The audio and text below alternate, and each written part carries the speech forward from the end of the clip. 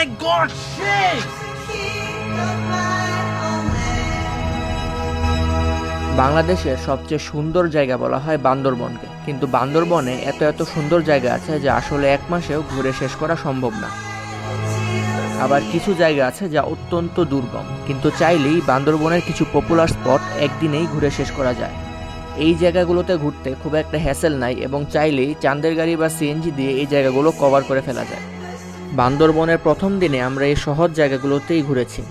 এই ভিডিওতে থাকছে বান্দরবনের সবচেয়ে সহজ স্পটগুলোতে ঘোরার বিস্তারিত, নীলগিরি রিসোর্টে সূর্যোদয় সূর্যাস্ত দেখা আর রাত্রি যাপন, পাহাড় চূড়ায় রাতের বেলা হেলিপ্যাড ভিজিট, কিছু বোনাস সতর্কতামূলক টিপস এবং সবশেষে নীলগিরি রিসোর্টের বিস্তারিত রিভিউ।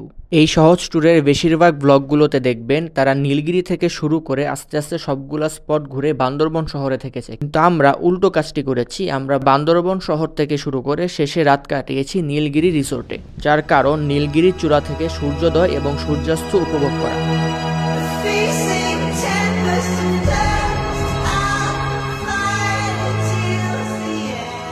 বান্দরবন শহরে নেমে সেখানকার বাস স্ট্যান্ডে নাস্তা করেই আমাদের যাত্রা শুরু।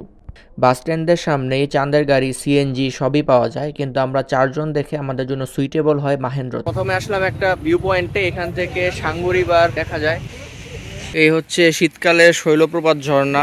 শৈলপ্রপাত ঝর্ণায় কিছু নাই এখন, ঝর্ণার অবস্থা এখন খুবই খারাপ, এমনিতে পানি নাই, তার উপর ময়লা আবর্জনা, প্লাস্টিক। এরপর আমরা আসলাম চিম্বুক পাহাড়ে। এখানে জন প্রতি 20 টাকা করে টিকিট। 5 মিনিট উপরের দিকে হাঁটলেই একটা ভিউ পয়েন্ট আছে, এখান থেকে পাহাড়ের নিচে অনেক দূর পর্যন্ত দেখা যায়।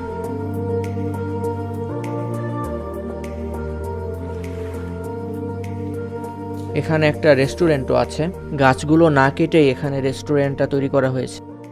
মনে আছে আমরা যেখানে থামছিলাম ওই জায়গায় ওখানে অনেকগুলো বাড়ি ছিল ছোট ছোট। আমি ড্রাইভারে জিজ্ঞেস করলাম যে বাড়িগুলোতে পানি কেমনে তোলে, তো বললো যে কিছু কিছু যেগুলো ইলেকট্রিক কানেকশন আছে ওদের মোটর ইউজ করে, আর যেগুলোতে মোটর নাই ওদের কিছু কিছু জায়গায় মামা বললো যে ওখানে অটোমেটিক পানি তুলে কিছু কিছু জায়গায়, আর কিছু কিছু জায়গায় ডিজেল পাম্পে পানি তুলে।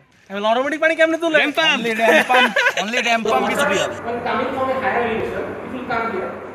পরের স্পট টাইটানিক ভিউ পয়েন্ট। পাহাড়ের চূড়ায় এখানে দর্শনার্থীদের জন্য ত্রিভুজাকার একটি স্থাপনা তৈরি করা হয়েছে, যেটা দেখতে টাইটানিক জাহাজের মতো।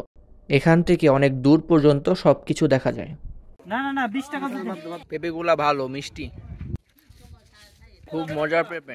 র্যান্ডম একটা প্লেসে থামলাম, পুরা বান্দরবনে এত সুন্দর যে যেখানে থামি সেখানে সুন্দর লাগে। দূরে ছোট ছোট স্থাপনা দেখা যায়, পাহাড়ের গায়ে ছোট ছোট বাসা।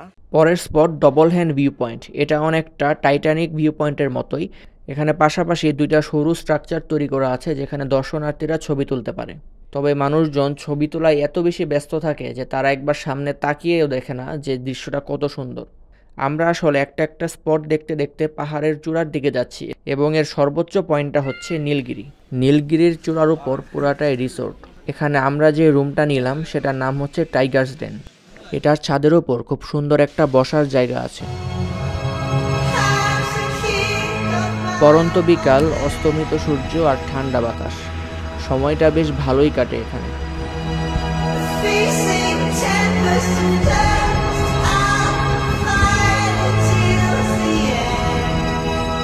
অনেক তীব্র বাতাস। এতক্ষণ যেটা দেখলাম এটা হচ্ছে টাইগার্স ডেন থেকে ভিউ। ওইদিকে পিছনে আছে একটা ক্যান্টিন, এখন দেখবো ওই ক্যান্টিনের উপর থেকে ওই পাশের ভিউটা কেমন। Oh my god, shit! এই খালি চোখে যে এত সুন্দর এটা ক্যামেরায় আসে না। বিকাল পর্যন্ত এই রিসোর্টে অনেক মানুষজন ঘুরতে আসে, কিন্তু যখন সন্ধ্যা হয়ে যায়, সন্ধ্যার পরে তো আর যারা দর্শনার্থী তারা আর ঘুরতে আসে না। যারা এই রিসোর্টে বুকিং দিয়ে থাকতেছে শুধু তারাই আসে। তো এখন আর কি পুরা জায়গাটা আমরা ফাঁকা পাইছি এবং পুরা রিসোর্টে শুধু আমরাই আছি, আর কেউ নাই। এত বাতাস ভাই, মারান্তং এ কেমনে ক্যাম্পিং করবো? এটা তো এখন কনসার্ন, তবে আমি প্রস্তুতি নিয়ে এসেছি, ফুল প্রিপেয়ার। আমার বাতাস খুব ভালো লাগতেছে, শুধু রাতের বেলা ঠান্ডা না লাগলে হলো। আমি খুব টেনশনে আছি, মারান্তং এ কি হবে, এখানে এত ঠান্ডা লাগতেছে। এখানে একটা হেলিপ্যাড আছে আর এখানে আছে বাইনোকুলার। কত এক্স জুম? তোমার 3 কিলো 3.5 কিলো 4 কিলো মেগা হচ্ছে নীলগিরি হেলিপ্যাড।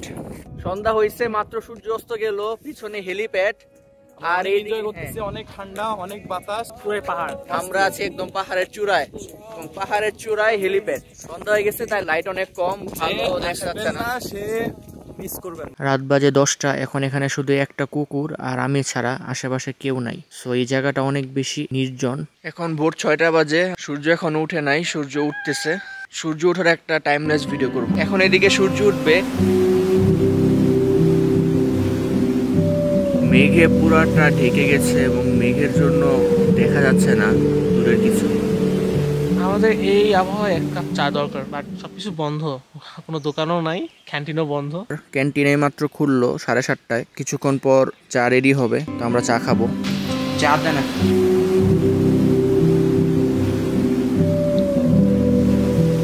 এরকম সময়ে এক কাপ চা এর কোনো তুলনা হয় না। এরকম আবহাওয়া আর এক কাপ চা। সকালটা খুব সুন্দর, আশেপাশে কোনো সাউন্ড নাই, মুরগি ডাকতেছে, পাখি ডাকতেছে, ন্যাচারাল সাউন্ড আর কি। শীতকাল যেহেতু, এখন ফেব্রুয়ারি মাসের প্রথম সপ্তাহ, তো কুয়াশার জন্য দূরের জিনিস ঠিকমতো দেখা যায় না। এই রুমটাতে আমরা আছি, যার নাম হচ্ছে টাইগার্স ডেন। এটা অন্য রুম থেকে আইসোলেটেড, এন্ড সমস্যা হচ্ছে যেটাতে কোনো অ্যাটাচ বাথরুম নাই, এবং নিচে এইদিকে বাকি যে রুমগুলো আছে এগুলোর জন্য কোনো অ্যাটাচ বাথ নাই। ওয়াশরুমটা কিছুটা দূরে, আর এই রুমটাই হচ্ছে সবচেয়ে চিপ, 4000 টাকা। আর কটেজের উপরের দিকে অন্য রুমগুলো আছে, ওগুলা ভিআইপি রুম, এবং ওগুলাতে অ্যাটাচ বাথরুম সহ আরও ভালো ফ্যাসিলিটি আছে।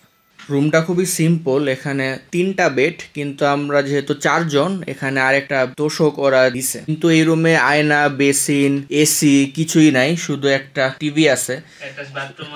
এখানে জাস্ট ছাদের উপরে একটা সুন্দর ভিউ আছে, এটাই। কিন্তু রুমের মধ্যে যে বেসিক কয়েকটা জিনিস থাকা উচিত 4000 টাকা দিয়ে থাকলে ওইগুলা নাই। তবে এই রুমের জানালা দিয়ে খুব সুন্দর একটা ভিউ পাওয়া যায়। কারেন্টের তার যদিও অনেক। এখানে একটা গিফট শপ আছে আর ক্যান্টিন আছে, তো সবই রাত 9:30টার পর বন্ধ হয়ে যায়। আলাদা ক্যান্টিনের পাশাপাশি এখানে রিসোর্ট কর্তৃপক্ষও খাবারের ব্যবস্থা করে থাকে, তবে রিসোর্টের খাবারের দাম একটু বেশি।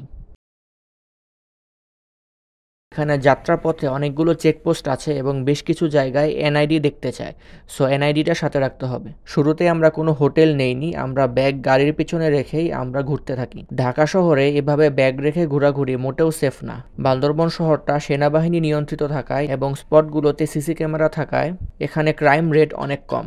শীতকালে রাতের বেলা অনেক বেশি ঠান্ডা পড়ে, সেক্ষেত্রে একটু প্রিপারেশন নিয়ে আসা উচিত। তবে নীলগিরির এই হিলটপ থেকে আশেপাশে কোনো বসতবাড়ি বা লাইট পলিউশন না থাকায় রাতের বেলা খুব সুন্দরভাবে তারা উপভোগ করা যায় এবং তারাগুলো খুব পরিষ্কারভাবে দেখা যায়। যারা অ্যাস্ট্রো ফটোগ্রাফি করতে চান তাদের জন্য এটা একটা চমৎকার জায়গা। ক্যান্টিন এখানে 2টা, একটা হচ্ছে রিসোর্টের ভিতরে উপরে এটা, আর একটা হচ্ছে রিসোর্টের বাইরে, ওইটা নিচে নামার পর বাইরে একটা ক্যান্টিন আছে, ওইটাতে খাবার দাবারের প্রাইস কম। আমরা চেক আউট করতেছি। বাই বাই টাইগার্স ডেন। এই বান্দরবন ট্যুর আমাদের আরো 3 দিন চলবে। আজকে আমরা যাচ্ছি মারান্তং পাহাড়ে ক্যাম্পিং করতে। তো আনটিল নেক্সট টাইম, দেখা হচ্ছে পরের ভিডিওতে।